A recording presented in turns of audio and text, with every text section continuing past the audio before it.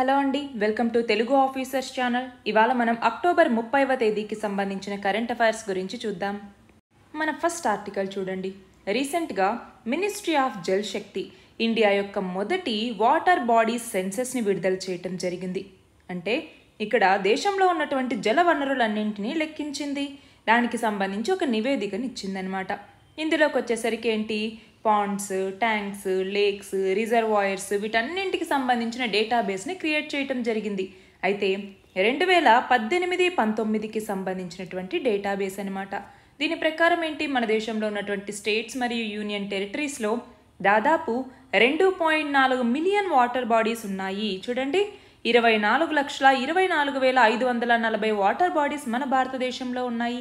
అయితే ఇక్కడ ఆర్టికల్లో చెప్తోంది ఏంటి అంటే, ఒకటవది ఇలా రీసెంట్గా ఇచ్చినటువంటి ఈ సెన్సెస్ గురించి. ఫస్ట్ సెన్సెస్ రిపోర్ట్ ఇది వాటర్ బాడీస్కి సంబంధించి. ఎవరిచ్చారు అంటే మినిస్ట్రీ ఆఫ్ జల్ శక్తి అన్నటువంటి దీన్ని రిలీజ్ చేయటం జరిగింది.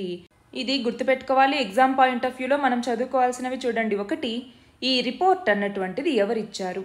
ఇప్పుడు ఇది మన భారతదేశానికి సంబంధించి వాటర్ బాడీస్కి సంబంధించి ఫస్ట్ సెన్సస్ రిపోర్ట్. ఎవరు రిలీజ్ చేశారు? Ministry of Jal Shakti release చేయటం జరిగింది. దీని ప్రకారం మన దేశంలో ఎన్ని వాటర్ బాడీస్ ఉన్నాయి? 2.4 మిలియన్ వాటర్ బాడీస్ లేదా 24,24,540 వాటర్ బాడీస్ ఉన్నాయి. అయితే వాటర్ బాడీస్కి సంబంధించి మొదటి స్థానంలో ఏ రాష్ట్రం ఉంది అంటే, ఎక్కువ వాటర్ బాడీస్ ఉన్నటువంటి రాష్ట్రం ఏది అంటే వెస్ట్ బెంగాల్. చూడండి, 7.47 లక్షల వాటర్ బాడీస్ వెస్ట్ బెంగాల్లోనే ఉన్నాయి. అయితే చూడండి, ఇక్కడ వెస్ట్ బెంగాల్, దాని తర్వాత రెండవ స్థానంలో ఉత్తరప్రదేశ్, మూడవ స్థానంలో ఆంధ్రప్రదేశ్. గుర్తుపెట్టుకోవాలి, ఆంధ్రప్రదేశ్ ఎన్నవ స్థానంలో ఉంది? 3వ స్థానంలో ఉంది. 4వ స్థానంలో ఒడిషా, 5వ స్థానంలో అస్సాం, 6వ స్థానంలో జార్ఖండ్, 7వ స్థానంలో తమిళనాడు ఉన్నాయి. కానీ అట్లీస్ట్ ఇక్కడ ఫస్ట్ 4 గుర్తుపెట్టుకోవాలి. అయితే ఇక్కడ మనం చూస్తే ఇంకొకటి, లీస్ట్ వాటర్ బాడీస్ ఉన్నటువంటి స్టేట్స్ ఏవి అనేసి మనం చూస్తే సిక్కింలో కేవలం 134 వాటర్ బాడీస్ మాత్రమే ఉన్నాయి. దాని తర్వాత చండీగఢ్ 188, ఆ తర్వాత ఢిల్లీ యూనియన్ టెరిటరీలో 893 వాటర్ బాడీస్ ఉన్నాయి. అయితే ఎంక్రోచ్మెంట్ అంటే ఏవైతే ఎక్కువ ఆక్రమణలకు గురవుతూ ఉన్నాయో అలాంటి వాటర్ బాడీస్ ఎక్కువగా ఉన్నటువంటి రాష్ట్రాలు చూస్తే మొదటి స్థానంలో ఉత్తరప్రదేశ్ ఉంది. మనం చూస్తే ఉత్తరప్రదేశ్లో 3rd most number of water bodies ఉన్నాయి, కానీ ఆక్రమణలకు సంబంధించి మొదటి స్థానంలో ఉంది. రెండవ స్థానంలో తమిళనాడు ఉంది. వాటర్ బాడీస్ కౌంట్కి సంబంధించి తమిళనాడు 7వ స్థానంలో ఉంటే ఇక్కడ 2వ స్థానంలో ఉంది. అలాగే ఆంధ్రప్రదేశ్ ఈ కౌంట్కి సంబంధించి 3వ స్థానంలో ఉంటే ఇక్కడ కూడా 3వ స్థానంలో ఉంది. చూడండి, ఇక్కడ చూడండి, పాండ్స్, రిజర్వాయర్స్కి సంబంధించి వెస్ట్ బెంగాల్ మొదటి స్థానంలో ఉంది. ట్యాంక్స్కి సంబంధించి అంటే చెరువులకు సంబంధించి ఆంధ్రప్రదేశ్ మొదటి స్థానంలో ఉంది. అదే లేక్స్కి సంబంధించి అయితే తమిళనాడు మొదటి స్థానంలో ఉంది. కన్జర్వేషన్ స్కీమ్స్ పరంగా మహారాష్ట్ర మొదటి స్థానంలో ఉంది. ఇవన్నీ కూడా గుర్తుపెట్టుకోవాలండి, దేని గురించి అయినా కూడా మనల్ని ఎగ్జామ్లో అడగచ్చు. అయితే టైప్స్ ఆఫ్ వాటర్ బాడీస్ చూడండి, ఇక్కడ పాండ్స్, అలాగే tanks, reservoirs, water conservation schemes, lakes, అలాగే అదర్స్ ఇలా క్లాసిఫై చేయటం జరిగింది. ఈ రిపోర్ట్ గురించి మనం గుర్తుపెట్టుకోవాలి. రెండవది ఏంటి అంటే, ఇక్కడ చెరువుల్లోకి వచ్చేసరికి ఆక్రమణ అనేటటువంటిది పెరిగిపోతుంది. మనం గుర్తుంచుకోవాల్సింది చాలా ఏంటి అంటే, ఇక్కడ కొన్నేళ్లుగా చూస్తే చాలా రాష్ట్రాల్లో చెరువులు, కుంటలు ఇవన్నీ కూడా ఆక్రమణలకు గురవుతూ ఉన్నాయి. అంటే నీటి వనరులను ఆక్రమిస్తే ఏమవుతుంది? నీటి నిల్వ సామర్థ్యం అనేది తగ్గుతుంది. దాని పరిధిలో సాగు భూముల విస్తీర్ణం మీద ఆ ప్రభావం అనేది పడుతుంది. వరదలు వచ్చినప్పుడు ఎక్కువగా ఆ ప్రదేశం అన్నటువంటిది ముంపుకు గురయ్యేటటువంటి అవకాశం అనేటటువంటిది ఉంది. అయితే ఇప్పుడు అర్బనైజేషన్, పట్టణీకరణ అనేది పెరుగుతోంది. అలాగే వాణిజ్య కార్యకలాపాలు అనేవి పెరుగుతూ ఉన్నాయి. ఆ నేపథ్యంలో ఎక్కువగా వీటిని ఆక్రమించటం అనేది జరుగుతోంది. అంటే ఏంటి, మన అవసరాలను తీర్చడానికి వీటన్నింటినీ మనం ఆక్రమించుకుంటూ ఉన్నాము. కానీ ఇక్కడ నీరు అనేది కూడా మనకు అవసరమే. అయితే ఇక్కడ నీటి గిరాకీ అనేటటువంటిది పెరుగుతూ వస్తోంది. అంతేనా? నీటి అవైలబిలిటీ తగ్గుతోంది అంటే నీరు మనకి ఎక్కువగా అవసరమవుతుంది. మనం చూస్తే రీసెంట్గా స్థిరాస్తి వెంచర్లను తీసుకొస్తూ ఉన్నారు. దానికి సంబంధించి చాలా చెరువులు, కుంటలు ఇవన్నీ కూడా ఆక్రమిస్తూ ఉన్నారు. దానివల్ల వాటి పరివాహక ప్రాంతాలు అనేవి తగ్గిపోతూ ఉన్నాయి. ఆ చిన్న చిన్న వాటర్ బాడీస్ అనేటటువంటివి కనుమరుగైపోతూ ఉన్నాయి. కాబట్టి వాటిని పునరుద్ధరించాల్సినటువంటి అవసరం అనేది ఉంది. జల సంరక్షణకి సంబంధించి ఇంతకుముందు మద్రాస్ హైకోర్టు ఒక కీలక తీర్పు ఇచ్చింది. ఏమని? చెరువులు, కుంటలు ఇవేవైతే ఉంటాయో వాటి పరిధిలో భూముల్లో లేఅవుట్లకు సంబంధించి భవన నిర్మాణాలకు సంబంధించి అనుమతించకూడదు అన్నట్టుగా ఆదేశాలు ఇచ్చింది. అంటే ఇక్కడ మన దేశంలో ఈ చిన్న చిన్న వాటర్ బాడీస్ అనేవి మనము కోల్పోకూడదు, అంటే వాటి ఆక్రమణకి సంబంధించి ప్రభుత్వాలు కఠినంగా వ్యవహరించాల్సినటువంటి అవసరం అనేది ఉంది అన్నట్టుగా ఈ ఆర్టికల్. మన నెక్స్ట్ ఆర్టికల్ చూడండి, ఢిల్లీ ఎయిర్ పొల్యూషన్కి సంబంధించి. మనకు తెలుసు ఢిల్లీలో ప్రతి శీతాకాలంలోనూ ఈ ఎయిర్ పొల్యూషన్ అన్నటువంటిది చాలా పెద్ద సమస్యగా ఉంది, అవునా? మరి ఆ నేపథ్యంలో అక్కడ ఎయిర్ పొల్యూషన్ అనేటటువంటిది మరింతగా పెరగటానికి గల కారణాలేంటి అనేసి మనం చూస్తే, ఒకటి మేజర్గా క్రాప్ బర్నింగ్ లేదా స్టబుల్ బర్నింగ్ అంటాము. మనం చూస్తే హర్యానా, ఉత్తరప్రదేశ్ ఈ రాష్ట్రాలతో ఢిల్లీ అన్నటువంటి సరిహద్దును పంచుకుంటోంది. మరి ఆయా రాష్ట్రాల్లో రైతులు ఏం చేస్తూ ఉన్నారో, ఆ పంట అయిపోగానే ఆ మిగిలినటువంటి రెసిడ్యూని అంటే ఆ స్టబుల్ని వాళ్ళు తగలబెట్టేస్తూ ఉన్నారు. దాంతో ఆ పొగ అనేటటువంటిది ఢిల్లీ వైపుగా రావటం, దానివల్ల కూడా పొల్యూషన్ అనేటటువంటిది పెరుగుతోంది. రెండవది ముఖ్యంగా చెప్పుకోవాల్సింది వెహిక్యులర్ పొల్యూషన్ అన్నటువంటిది. మనం చూస్తే సిపిసిబి అంటే సెంట్రల్ పొల్యూషన్ కంట్రోల్ బోర్డ్ అన్నటువంటిది. అలాగే మనం చూస్తే నీరీ అంటే national environmental engineering research institute. ఇవి రెండు కూడా ఢిల్లీలో ఎయిర్ పొల్యూషన్ పెరగటానికి ఈ వెహిక్యులర్ ఎమిషన్స్ అన్నటువంటివి కూడా మేజర్ రీజన్ అన్నట్టుగా చెప్పడం జరిగింది. అంతేకాదు ఇక్కడ పాపులేషన్ అన్నటువంటిది కూడా ఒక ఇంపార్టెంట్ రీజన్గా మనం చెప్పచ్చు. మూడవదేంటి, వింటర్ సీజన్.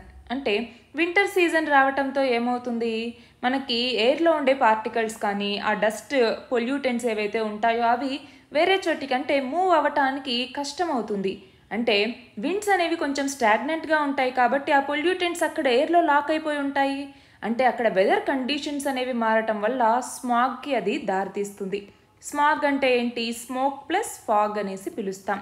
అది కాకుండా పబ్లిక్ ఇన్ఫ్రాస్ట్రక్చర్ మీద తక్కువ ఖర్చు చేయటం, అలాగే ఈ కన్స్ట్రక్షన్ అన్నటువంటిది లార్జ్ స్కేల్లో చేపడుతూ ఉన్నారు ఈ క్యాపిటల్ రీజన్లో. దానివల్ల కూడా డస్ట్ పొల్యూషన్ ఇవన్నీ కూడా పెరుగుతూ ఉన్నాయి. అలాగే ఇండస్ట్రీస్ అన్నటువంటివి అంటే ఏంటి, ఇక్కడ మనం చూస్తే ఇండస్ట్రియల్ పొల్యూషన్ వల్ల కూడా స్మాగ్ అన్నటువంటిది ఎయిర్లో పెరుగుతూ వస్తుంది. సో అలాగే క్లైమేట్ చేంజ్ అన్నటువంటిది ఒక కారణం, డెజర్ట్ డస్ట్ స్టార్మ్స్ అన్నటువంటి ఒక కారణం, అలాగే ఢిల్లీ ఉన్నటువంటి జాగ్రఫికల్ లొకేషన్ అన్నటువంటిది కూడా ఈ ఎయిర్ పొల్యూషన్కి కారణమవుతుంది. మరి దీనికి సంబంధించి మనం చూస్తే దివాళీ ఈ టైంలో గ్రీన్ క్రాకర్స్ అన్నటువంటి కాన్సెప్ట్ని తీసుకురావటం జరిగింది. ఏంటి గ్రీన్ క్రాకర్స్ అంటే, ఇవి ఎన్విరాన్మెంటల్ ఫ్రెండ్లీ క్రాకర్స్ అనమాట. ఇవి దాదాపు 30 నుంచి 35% వరకు, అంటే ట్రెడిషనల్ ఫైర్ క్రాకర్స్తో కంపేర్ చేసుకుంటే ఈ గ్రీన్ క్రాకర్స్ దాదాపు 30 నుంచి 35% ఎయిర్ పొల్యూషన్ని తగ్గిస్తాయి. ఇదొకటి గుర్తుపెట్టుకోవాలి.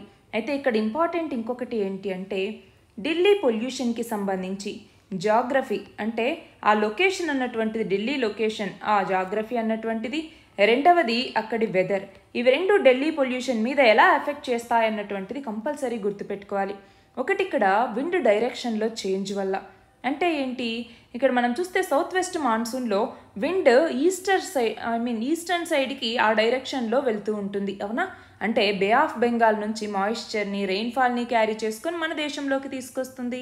అయితే మాన్సూన్ విత్డ్రా అయిన తర్వాత ఏమవుతుంది, ఆ విండ్స్ డైరెక్షన్ అన్నటువంటిది నార్త్ వెస్ట్కి చేంజ్ అవుతుంది, అవునా? అయితే ఆ విండ్స్ ఏం చేస్తాయి, స్మోక్, సూట్ ఇలాంటి ఈ పర్టికులర్ మ్యాటర్ ఏదైతే ఉంటుందో, అంటే ఫర్ ఎగ్జాంపుల్ పంజాబ్లో క్రాప్ బర్నింగ్ అనేది జరుగుతుంది, అలాంటి ఆ స్మోక్ని, సూట్ని కూడా ఢిల్లీ వైపుగా తీసుకురావటం జరుగుతుంది. దానివల్ల ఇక్కడ పొల్యూషన్ అనేది పెరుగుతుంది. రెండవది వెదర్, అంటే ఇక్కడ టెంపరేచర్ గురించి మాట్లాడుతూ ఉన్నాం. ఏంటి టెంపరేచర్, ఇక్కడ మనం చూస్తే టెంపరేచర్ అనేది తగ్గే కొద్దీ వింటర్లో ఏమవుతుంది, పొల్యూటెంట్స్ ఏవైతే ఎయిర్లో ఉన్నాయో వాటి కాన్సన్ట్రేషన్ అనేది పెరుగుతుంది. దాంతో ఏమవుతుంది, ఎయిర్ క్వాలిటీ అనేటటువంటి తగ్గుతుంది. మరి ఈ పొల్యూషన్ వల్ల ఉండేటటువంటి ఇంపాక్ట్స్ ఏంటి, మనం పొల్యూషన్ గురించి చదువుకున్నాము సరే, మరి ఎయిర్ పొల్యూషన్ వల్ల ఉండేటటువంటి ఇంపాక్ట్స్ ఏంటి అనేసి మనం చూస్తే, ఒకటి హ్యూమన్ హెల్త్ అనేది డిస్టర్బ్ అవుతుంది, అవునా? మనం చూస్తే ప్రపంచంలో దాదాపు 18% కన్నా ఎక్కువ పాపులేషన్ మన భారతదేశంలో ఉంది. అయితే 2017లో చూస్తే ప్రతి 8 మరణాల్లో ఒకటి ఈ ఎయిర్ పొల్యూషన్ వల్లే జరిగింది. అలాగే ఇది అనిమల్స్, ప్లాంట్స్ వీటన్నింటికి కూడా హాని చేస్తుంది. అలాగే యాసిడ్ రెయిన్కి కూడా ఇదే కారణం. ఫర్ ఎగ్జాంపుల్ తాజ్ మహల్ తీసుకోండి, తాజ్ మహల్లో ఈ వైట్ మార్బుల్ ఏదైతే ఉందో అది యాసిడ్ రెయిన్ వల్ల ఎల్లోయిష్గా మారటం జరిగింది, అవునా? అలాగే సన్లైట్ అనేటటువంటి తగ్గుతుంది. అలాగే ఓజోన్ లేయర్ హోల్ ఏదైతే ఉంటుందో ఆ ఓజోన్ లేయర్ హోల్ని మరింతగా పెంచడానికి ఇది కాంట్రిబ్యూట్ చేస్తుంది. అంతేకాదు ఎక్కువ నైట్రోజన్ లెవెల్స్ భూమి మీద పెరగటానికి ఇది కారణమవుతుంది. అలాగే గ్రీన్ హౌస్ గ్యాసెస్ పొల్యూషన్ అనేటటువంటిది పెరగటానికి కూడా ఇది కారణమవుతుంది. అలాగే ఇక్కడ ఇంకొకటి ఏంటి అంటే urban heat island effect. Urban heat island effect అంటే ఏంటి, ఒకచోటే హీట్ అన్నటువంటిది కాన్సన్ట్రేట్ అయి ఉంటుంది. సో దానివల్ల వచ్చేటటువంటి దాన్నే అర్బన్ హీట్ ఐలాండ్ ఎఫెక్ట్ అంటాం. అంటే ఇక్కడ ఎయిర్ పొల్యూషన్ ఎక్కువగా ఉండటం వల్ల ఈ అర్బన్ హీట్ ఐలాండ్ ఎఫెక్ట్ అనేటటువంటిది కూడా ఎక్కువగా ఉంటుంది. అలాగే దీనివల్ల ఎయిర్ పొల్యూషన్ తగ్గింది అంటే ఏంటి, ఎన్విరాన్మెంటల్ డీగ్రేడేషన్ అనేటటువంటిది జరిగింది. అవునా, ఎన్విరాన్మెంటల్ డీగ్రేడేషన్ అనేది దీని కింద చెప్తాము. అలాగే ఇంకా ఏమేమి ఉన్నాయి, ఎకనామిక్ ఇంపాక్ట్ అనేటటువంటిది కూడా ఉంది. అవునా, ఎందుకని ఎకనామిక్ ఇంపాక్ట్ అనేది ఎందుకు చెప్తాం దీని కింద అంటే హెల్త్ కేర్ కాస్ట్ అనేది పెరుగుతుంది, ప్రొడక్టివిటీ అనేది తగ్గుతుంది. వీటన్నింటి వల్ల కూడా మనకి ఎకనామిక్ ఇంపాక్ట్ అనేటటువంటిది ఉంటుంది.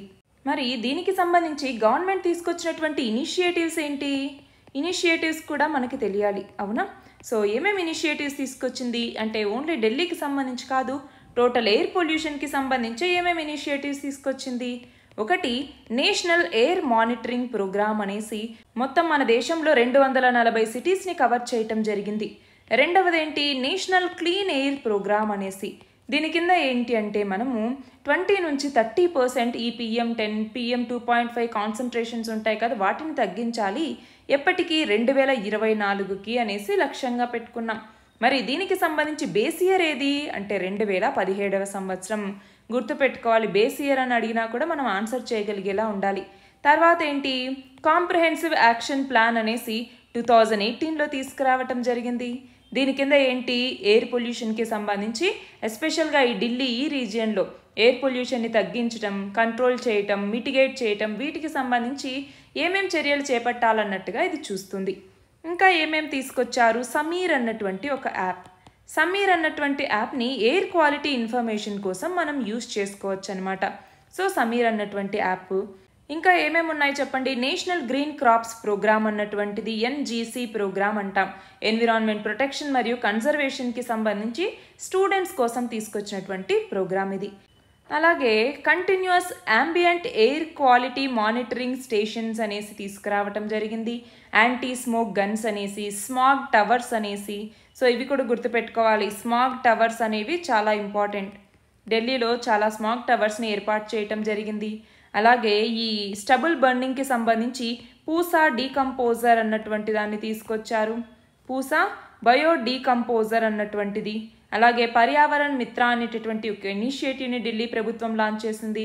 ఇంకా ముఖ్యంగా గుర్తుపెట్టుకోవాల్సింది ఏంటి అంటే ఎయిర్ క్వాలిటీ ఇండెక్స్ అన్నటువంటిది. అలాగే ఆడ్ ఈవెన్ వెహికల్ పాలసీ ఏదైతే ఢిల్లీ ప్రభుత్వం తీసుకొచ్చిందో అదొకటి గుర్తుపెట్టుకోవాలి. అయితే ఇక్కడ ఇంకొకటి చూడండి, ఎయిర్ క్వాలిటీ ఇండెక్స్కి సంబంధించి మనము చాలా పాయింట్స్ అనేవి తెలుసుకోవాలి. ఏంటి ఎయిర్ క్వాలిటీ ఇండెక్స్, ఎప్పుడు లాంచ్ చేశారు, 2014వ సంవత్సరంలో. దేని కింద, స్వచ్ఛ భారత్ క్యాంపెయిన్ కింద లాంచ్ చేయటం జరిగింది. అయితే ఈ యొక్క AQI అన్నటువంటిది ఒక నెంబర్ అనమాట, ఎయిర్ క్వాలిటీని ఇది సూచిస్తుంది. ఎక్కువ ఎయిర్ క్వాలిటీ ఇండెక్స్ ఉంది అంటే అప్పుడు అక్కడ ఎయిర్ అనేటటువంటి అంటే ఇక్కడ ఎక్కువ నెంబర్ ఉంది అంటే అక్కడ ఎయిర్ అనేది అంత వర్స్ట్గా ఉంది అనేసి దానికి సంబంధించి కలర్ కోడ్ని కూడా ఇవ్వటం జరిగింది. అయితే ఇక్కడికి వచ్చేసరికి ఈ ఎయిర్ క్వాలిటీ ఇండెక్స్లో ఎన్ని పొల్యూటెంట్స్ని కన్సిడర్ చేస్తారు అంటే 8 పొల్యూటెంట్స్ గుర్తుపెట్టుకోవాలి. ఇంకొకటి ఎయిర్ క్వాలిటీ ఇండెక్స్ని ఎవరిస్తారు అంటే CPCB, central pollution control board అన్నటువంటిది. అంతేకాదు ఇక్కడ ఈ 8 పొల్యూటెంట్స్ ఏమేంటి అన్నటువంటివి గుర్తుపెట్టుకోవాలి. అలాగే మొత్తం 6 కేటగిరీస్లో AQIని ఇవ్వటం జరుగుతుంది. ఏంటి ఆ 6 కేటగిరీస్ అన్నటువంటివి తెలియాలి. ఇందులో గుడ్ అనేసి, సాటిస్ఫాక్టరీ, మోడరేట్లీ పొల్యూటెడ్, పూర్, అలాగే వెరీ పూర్, సివియర్, ఇలా 6 కేటగిరీస్ ఉంటాయన్నమాట. అలాగే ఈ 8 పొల్యూటెంట్స్కి సంబంధించి పర్టికులేట్ మ్యాటర్ 10, 2.5, అలాగే nitrous oxides, ozone, carbon monoxide, అలాగే లెడ్, ఇలా మొత్తం 8 పొల్యూటెంట్స్ ఉంటాయి. వాటన్నింటినీ కూడా గుర్తుపెట్టుకోవాలి, ఆ 8 పొల్యూటెంట్స్ ఏంటి అన్నట్టుగా కూడా.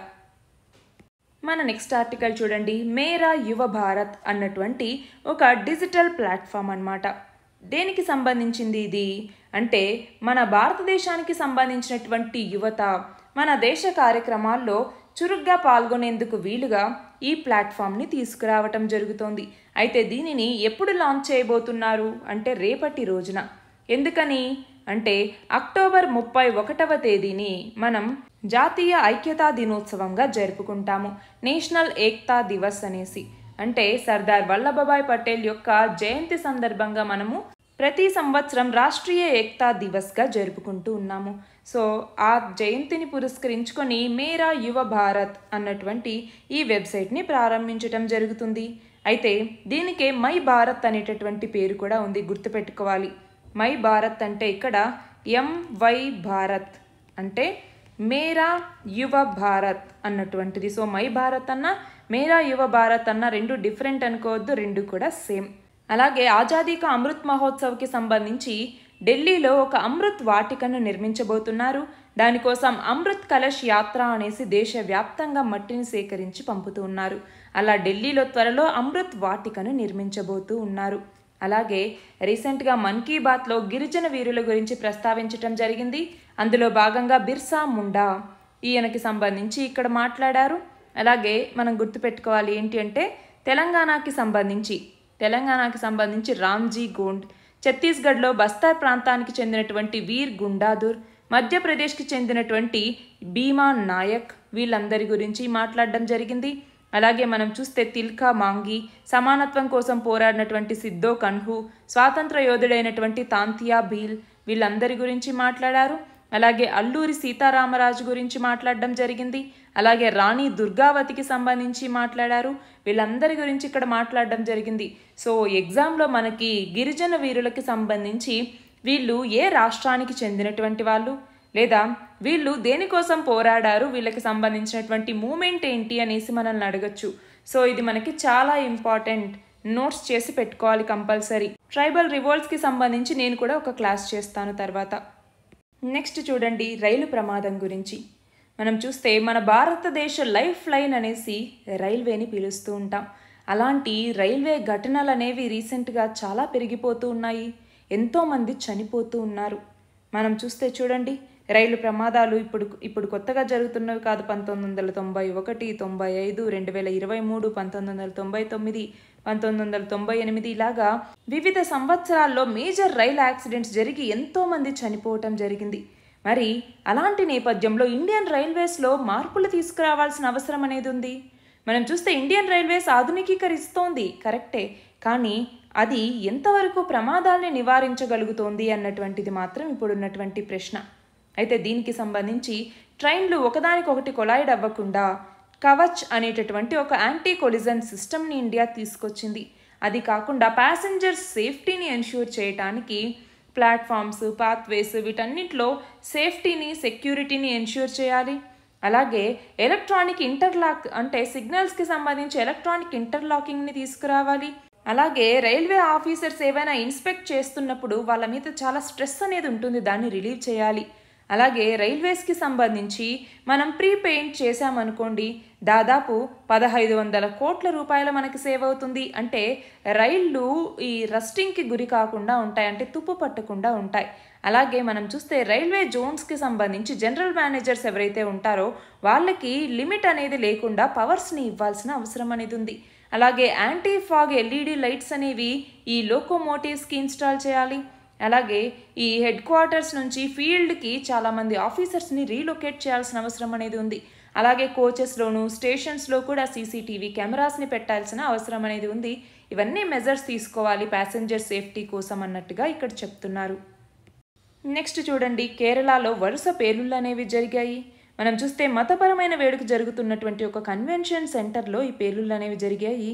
దాంతో 2 మహిళలు చనిపోయారు, ఇంకో 51 మంది గాయపడ్డారు. అయితే ఇది ఉగ్రవాద చర్యనా లేకపోతే మరేదైనా కారణం ఉందా అన్నటువంటి కోణంలో ఇప్పుడు దర్యాప్తు అనేది జరుగుతోంది. అయితే ఈ పేలుళ్లకు కారణం నేనే అన్నట్టుగా ఒక వ్యక్తి త్రిశూర్ జిల్లాలో ఉన్నటువంటి కొడాకరా పోలీస్ స్టేషన్లో లొంగిపోయటం జరిగింది.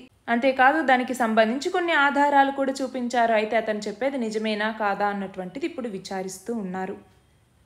మన నెక్స్ట్ ఆర్టికల్ చూడండి, బుద్ధవనంకి సంబంధించి. బుద్ధవనం ఎక్కడుంది? ఇది ప్రపంచంలోనే లార్జెస్ట్ బుద్ధిస్ట్ థీమ్ పార్క్. ఇది నాగార్జున సాగర్ దగ్గర ఏర్పాటు చేయటం జరిగింది. అయితే అక్కడ బుద్ధుడి ధాతువుని ప్రతిష్ఠించటం జరిగింది ఇప్పుడు. అయితే ఇది రాబోయే రోజుల్లో ప్రపంచంలో బౌద్ధులందరూ తప్పకుండా సందర్శించదగినదిగా నిలుస్తుంది అన్నట్టుగా ఇక్కడ చెప్తున్నారు. ఈ నేపథ్యంలో మనకు గుర్తుండాల్సింది ఏంటి? తెలంగాణ అన్నటువంటిది ప్రపంచంలోనే అతిపెద్ద బుద్ధిస్ట్ థీమ్ పార్క్ని ఏర్పాటు చేస్తోంది. ఎక్కడ? బుద్ధవనం. అది ఎక్కడ ఉంది? నాగార్జున సాగర్. ఇది గుర్తుపెట్టుకోవాలి. మన నెక్స్ట్ ఆర్టికల్ చూడండి. ఎక్సర్సైజ్ కాజిండ్ అంటే ఎక్సర్సైజ్ కజకిస్తాన్ మరియు ఇండియా. కజకిస్తాన్కి మరియు ఇండియాకి మధ్య జరిగేటటువంటి సంయుక్త శిక్షణా వ్యాయామం ఈ ఎక్సర్సైజ్ కాజిండ్ అన్నటువంటిది. అయితే ఇప్పుడు జరిగేటటువంటిది ఇది 7th జాయింట్ మిలిటరీ ఎక్సర్సైజ్. మనం చూస్తే ఇది ఎక్కడ జరుగుతోంది అంటే కజకిస్తాన్లోనే ఇప్పుడు జరుగుతుంది. కజకిస్తాన్లో ఉన్నటువంటి ఒతార్ అన్నటువంటి ప్రదేశంలో ఇప్పుడు ఈ యొక్క ఎక్సర్సైజ్ అనేది జరుగుతోంది. ఎప్పటి నుంచి ఎప్పటి వరకు అంటే ఇవాల్టి నుంచి అక్టోబర్ 30వ తేదీ నుంచి నవంబర్ 11వ తేదీ వరకు కూడా ఈ ఎక్సర్సైజ్ అన్నటువంటిది జరుగుతుంది. దీంట్లోకి వచ్చేసరికి 2 దేశాలకి సంబంధించి ఈ ఆర్మీ ఫోర్స్ని మరింతగా బలపరుచుకోవటానికి ఇది ఉపయోగపడుతుంది. నెక్స్ట్ చూడండి. ఇండియాస్ హంగర్ ప్రాజెక్ట్ ఏదైతే ఉత్తరాఖండ్లో చేపడుతూ ఉన్నారో దానికి నార్వే అన్నటువంటిది ఇప్పుడు తన సపోర్ట్ని అందిస్తూ ఉంది. అయితే ఈ ప్రాజెక్ట్ కింద ఏంటి? ఉమెన్ లీడర్స్ని ఎంపవర్ చేయటం, ఫుడ్ సెక్యూరిటీని ఎన్హాన్స్ చేయటం, ఎన్విరాన్మెంట్ ప్రొటెక్షన్, అంతేకాకుండా ఎకలాజికల్లీ సెన్సిటివ్ రీజియన్స్ ఏవైతే ఉత్తరాఖండ్లో ఉంటాయో వాటన్నింటినీ ప్రొటెక్ట్ చేయటం జరుగుతుంది. అయితే దీని బడ్జెట్ ఎంత? 44.7 మిలియన్లు. ఇది 3 సంవత్సరాల కాలానికి గాను జరుగుతుంది. అంటే 2026 సెప్టెంబర్ వరకు ఇది ఉంటుంది. సో మనల్ని ఎగ్జామ్లో ఉత్తరాఖండ్కి సంబంధించి ఇండియాస్ హంగర్ ప్రాజెక్ట్కి ఏ దేశం సపోర్ట్ చేస్తోంది అంటే నార్వే. ఎన్ని సంవత్సరాల కాలానికి గాను అంటే 3 సంవత్సరాల కాలానికి గాను. దీని బడ్జెట్ ఎంత? 44.7 మిలియన్ రూపాయలు. అలాగే ఈ ప్రాజెక్ట్ దేనికి సంబంధించింది అంటే ఉమెన్ లీడర్స్ని ఎంపవర్ చేయటం, ఫుడ్ సెక్యూరిటీని ఎన్హాన్స్ చేయటం, ఎన్విరాన్మెంట్ని ప్రొటెక్ట్ చేయటం, పర్టికులర్గా ఈ ఉత్తరాఖండ్లో ఉన్నటువంటి ఎకలాజికల్లీ సెన్సిటివ్ రీజియన్స్ని ప్రొటెక్ట్ చేయటం లక్ష్యంగా ఈ ప్రాజెక్ట్ని అమలు చేస్తున్నారు. నెక్స్ట్ చూడండి. నేవీకి సంబంధించి ఒక వెజల్, దాని ఏంటి అంటే 25T బొలార్డ్ పుల్ టగ్ అన్నటువంటిది. దాని పేరు వచ్చేసరికి మహాబలి అన్నటువంటిది. ఈ మహాబలిని గుజరాత్లోని భరూచ్లో ఉన్నటువంటి MIS shaft ship yard private limited ఇక్కడ దీన్ని లాంచ్ చేయటం జరిగింది. మనం చూస్తే ఇక్కడ నేవల్ ఫ్లీట్కి సంబంధించి ఇది కొత్త ఎడిషన్గా మనం చెప్పచ్చు. అంటే మేక్ ఇన్ ఇండియా ప్రోగ్రాంలో భాగంగా మినిస్ట్రీ ఆఫ్ డిఫెన్స్ తీసుకొచ్చినటువంటి ఒక ఇనిషియేటివ్ ఇది. అయితే ఇందులో భాగంగా ఇప్పుడు ఉన్నటువంటి ఈ మహాబలి అన్నటువంటి దీన్ని డెలివర్ చేయటంతో పాటుగా ఇంకొక 2 ఇలాంటి 25T BP టగ్స్ని గుజరాత్లో ఇప్పుడు తయారు చేస్తూ ఉన్నారు. అయితే ఇక్కడికి వచ్చేసరికి ఈ షిప్ యార్డ్ అన్నటువంటిది ఒక MSME అనమాట. అంటే micro small and medium enterprise. ఇది దీనికి సంబంధించి చాలా ఇంపార్టెంట్ రోల్ని ప్లే చేస్తోంది. ఆత్మనిర్భర్ భారత్ అంటే సెల్ఫ్ రిలయంట్ ఇండియాకి సంబంధించి గవర్నమెంట్ ఆఫ్ ఇండియా అన్నటువంటిది ఈ ఇనిషియేటివ్ని తీసుకొచ్చింది. అంటే ఈ ఇండియన్ రిజిస్టర్ ఆఫ్ షిప్పింగ్ కింద ఈ క్లాసిఫికేషన్స్ కింద ఈ మహాబలి అన్నటువంటి ఈ టగ్ని ఇక్కడ తయారు చేస్తున్నారు. దీంతో పాటు ఇంకొక 2 కూడా ఇక్కడ తయారు చేస్తారు. అయితే ఈ వెజల్స్ మన నేవీకి ఎన్నో రకాలుగా ఉపయోగపడతాయి. మన నెక్స్ట్ ఆర్టికల్ చూడండి. వికసిత్ భారత్ సంకల్ప యాత్ర అన్నటువంటిది. ఏంటి ఈ వికసిత్ భారత్ సంకల్ప యాత్ర అన్నటువంటిది? ఇది ఒక రోడ్ షో అన్నమాట.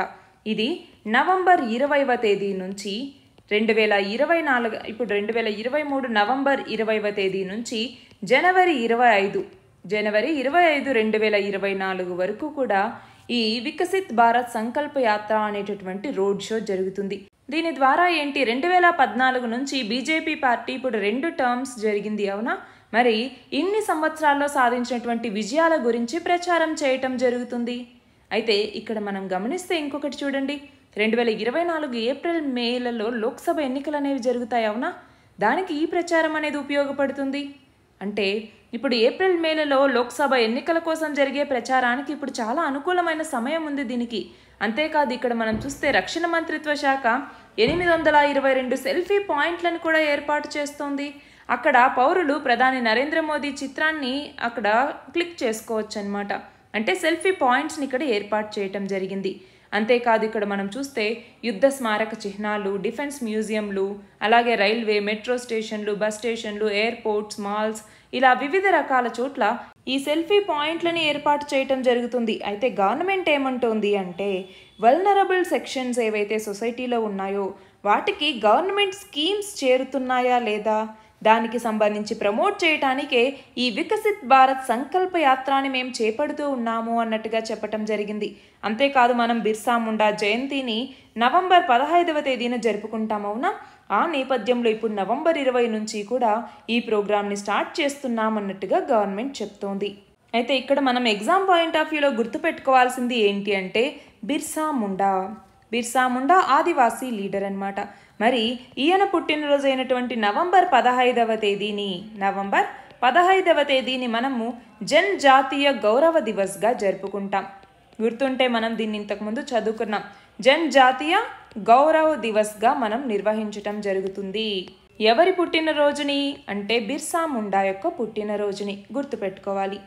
నెక్స్ట్ చూడండి, అంతర్జాతీయ విపత్తు నియంత్రణ దినోత్సవం లేదా international day for disaster reduction అంటాము.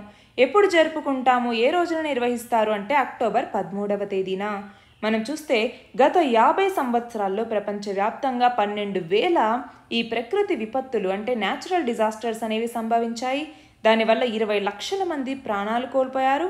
35 లక్షల కోట్ల మేర ఆస్తి నష్టం అనేది జరిగింది. అయితే చూడండి, 1990-99 మధ్య కాలాన్ని అంతర్జాతీయ ప్రకృతి విపత్తుల దశాబ్దంగా ఐక్యరాజ్య సమితి ప్రకటించింది. గుర్తుపెట్టుకోవాలి. అంతేకాదు 2030 నాటికి ప్రపంచవ్యాప్తంగా ప్రతి సంవత్సరం కనీసం 560 విపత్తులైనా ఎదుర్కోవాల్సి వస్తుంది అన్నట్టుగా ఐక్యరాజ్య సమితి చెప్తోంది. అయితే దీనికి తోడు వాతావరణ మార్పుల వల్ల ఈ 3.76 కోట్ల మంది మరింత దారిద్ర్యంలోకి వెళ్తారు, అంటే మరింత పావర్టీలోకి వెళ్తారు అన్నట్టుగా ఐక్యరాజ్య సమితి విపత్తుల ఉపశమన సంస్థ నివేదిక చెప్తోంది.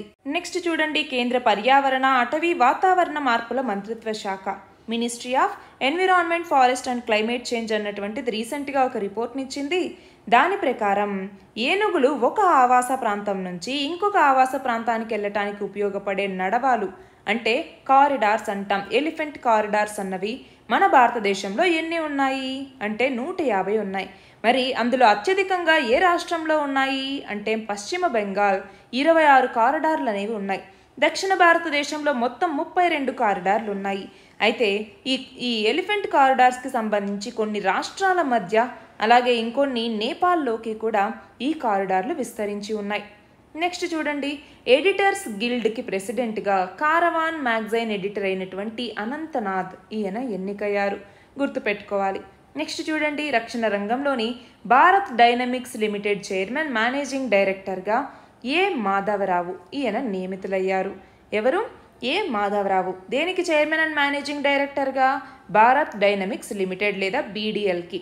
నెక్స్ట్ చూడండి, ఏ కేంద్రపాలిత ప్రాంత ప్రభుత్వంలో అంటే ఏ యూనియన్ టెరిటరీలో ఉన్నటువంటి ఒకే ఒక్క మహిళా మంత్రి అయినటువంటి ఎస్ చందిరా ప్రియాంగా ఈమె రాజీనామా చేశారు అంటే పుదుచ్చేరి.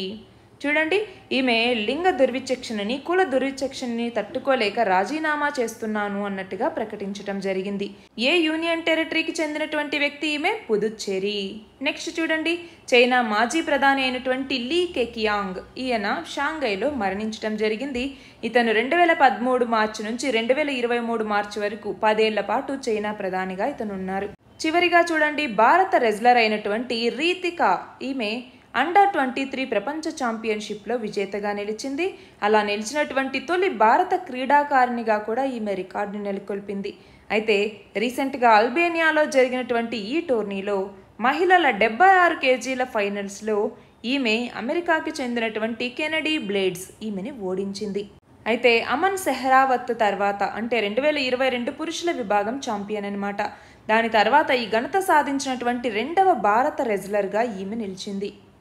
ఇవి వాటి important articles. All the very best and thank you very much.